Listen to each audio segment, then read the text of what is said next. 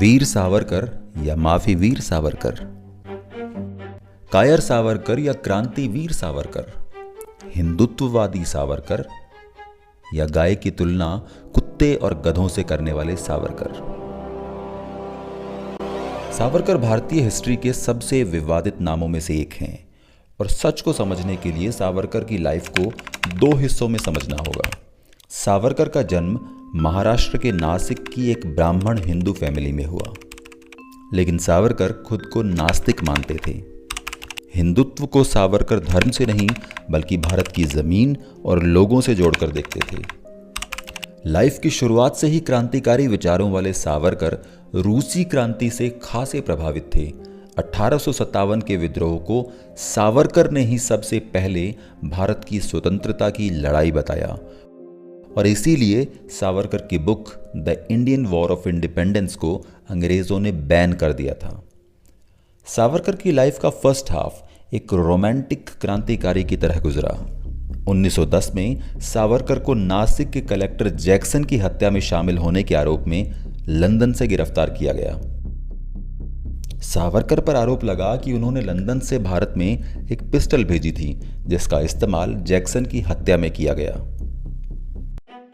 विनायक दामोदर सावरकर को गिरफ्तार करके लंदन से इंडिया लाया जा रहा था तो उनके पानी का जहाज फ्रांस के मार्से बंदरगाह पर रुका और यहीं से सावरकर जहाज के बाथरूम के पोर्ट होल से समुद्र में कूदकर भाग गए।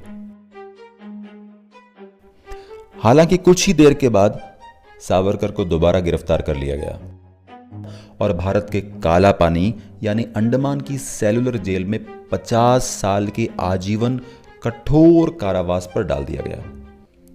बस यहीं से सावरकर की कहानी का सेकंड हाफ होता है स्टार्ट। काला पानी में जेल की लाइफ बेहद डिफिकल्ट थी, इतनी डिफिकल्ट कि सावरकर की क्रांतिकारी सोच पूरी तरह बदल गई और काला पानी की जेल में जाने के 1.5 महीने बाद ही सावरकर ने अपना पहला माफीनामा अंग्रेजों को भेज दिया। इसके बाद अगले 9 सालों में सावरकर ने कुल 6 माफीनामे लिखे। हालांकि बात सिर्फ माफीनामों की नहीं है, जो भाषा सावरकर ने लिखी थी वो भी साफ तौर से किसी क्रांतिकारी की नहीं हो सकती।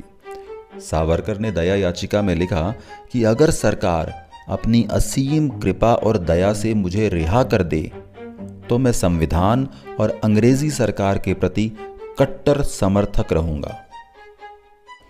इसके अलावा मेरा परिवर्तन भारत और विदेशों में उन सभी युवाओं को वापस लाएगा जो कभी मुझे अपना मार्गदर्शक मानते रहे हैं। हालांकि सावरकर के चाहने वाले ये कहते हैं कि माफीनामे तो सिर्फ इसलिए लिखे गए थे क्योंकि ये ऑप्शन अवेलेबल था और इसी तरीके से सावरकर आज़ाद होकर भारत की आज़ादी की लड़ाई में हिस्सा ले सकते थे। लेकिन सावरकर ने 1924 में रिहा होने के बाद से साल 1966 तक जब उनकी डेथ हुई कभी भी अंग्रेजों के खिलाफ किसी भी क्रांतिकारी काम में हिस्सा नहीं लिया। यह भी समझने वाली बात है कि माफी या मर्सी पेटिशन का ऑप्शन उसी दौर के क्रांतिकारी भगत सिंह, बटुकेश्वर और राजगुरु के पास भी था, पर सावरकर के अलावा ऐसी मर्सी पेटिशन किसी और क्रांतिकारी ने कभी नहीं लिखी।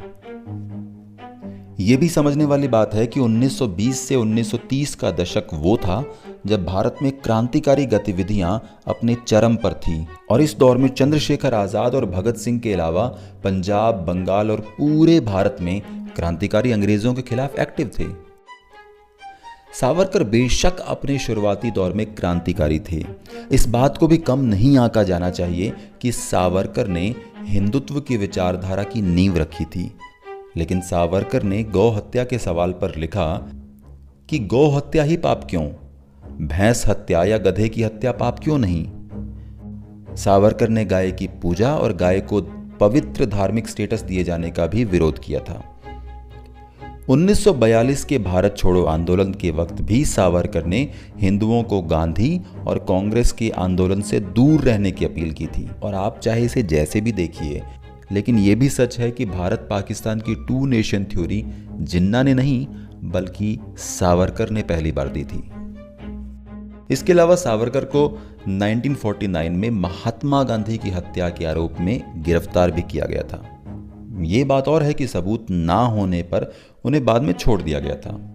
अब सावरकर की क्रांति की विचारधारा को आप कैसे देखते हैं, आप कमेंट करके ज़रूर बताइए।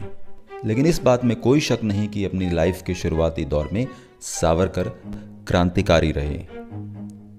आज के लिए इतना ही, मिलते हैं अगले वीडियो के साथ।